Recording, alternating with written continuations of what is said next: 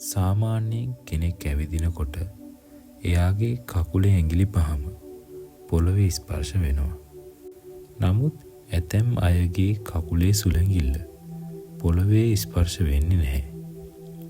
මේක ටිකක් කලාතුරකින් දකින්න ලැබෙන පිහිටීමක්. ඉතින් අපි අද බලමු මේ පිහිටීම මගින් කියවෙන අදහස මොකක්ද කියලා. සරලවම කියනවා නම් මේ පිහිටීම තියෙන අය තමන්ගේ සහකරුට හෝ සහකාරියට යටත් වෙන්නේ නැහැ.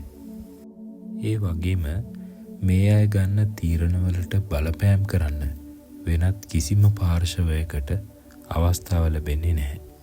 ඒ නිසා මේ අය තනි මතධාරී අය විදියට හඳුන්වන්න පුළුවන්. නමුත් පුදුමයට කාරණය තමයි මේ අය ගන්න තීරණ අනිත් අයගේ තීරණවලට වඩා ගොඩාක් වෙලාවට සාර්ථක වෙනවා. මේ නිසා මේ අය නායකත්වය ලැබීමට වඩාත් සුදුසු අය විදියට හඳුන්වන්න පුළුවන්. මීට අමතරව මේ පිහිටීම තියෙන අය වෙනත් අයෙක් තමන්ට අවවාද හෝ අනුශාසනා ලබා දෙනවට එතරම් කැමැත්තක් දක්වන්නේ නැහැ. තමන්ව පාලනය කරන්න උත්සාහ කිරීමත් මේ අය ඉතාමත්ම අකමැති දෙයක්. එවැනි අවස්ථාවලදී බාහිර පුද්ගලයන් සමග ගැටුම් පවා ඇති වෙන්න පුළුවන්.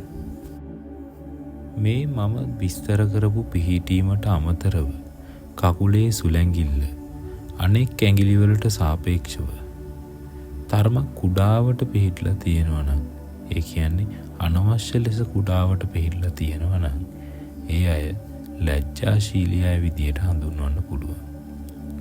සමාජයේ අනිත් අය තමන් කරන වැඩ දිහා මොන විදියට බලයිද කියන කාරණාව ගැන මේ අය ඕනෑවටත් වඩා වද වෙනවා.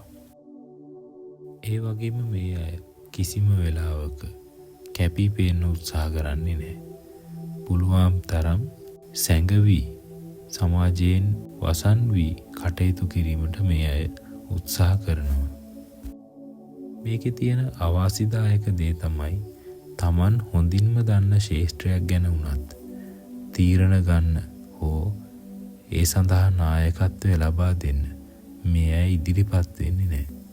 මොකද තමන්ව අනිත් අය මොන විදිහට දකීද කියන එක ගැන මේ අය ඕනවට වඩා වද වෙනවා. මම මේ කියපු පිහිටීම් දෙකෙන් එකක් ඔයාට පිටලා තියෙනවද? එහෙනම් මේ ගැන අපිට පහලින් කමෙන්ට් කරන්න.